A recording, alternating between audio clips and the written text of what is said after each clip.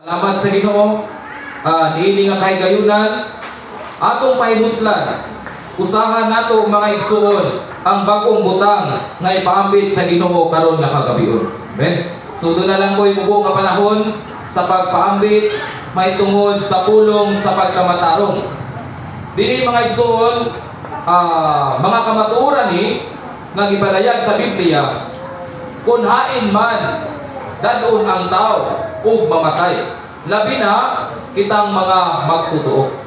So mga igsoon, mga higala, ini nga pagpamulong is naglangkop ni siya sa tanang tao, pero mas naka-focus ni siya natong mga magtutuo.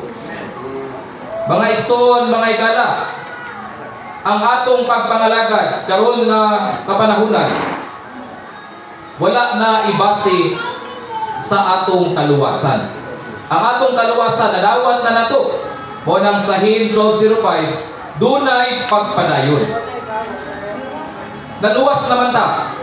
Nganong mo padayon pamanta niini nga pagkalagad? Tungod kay dunay ganti nga gisaad sa atong Ginoo.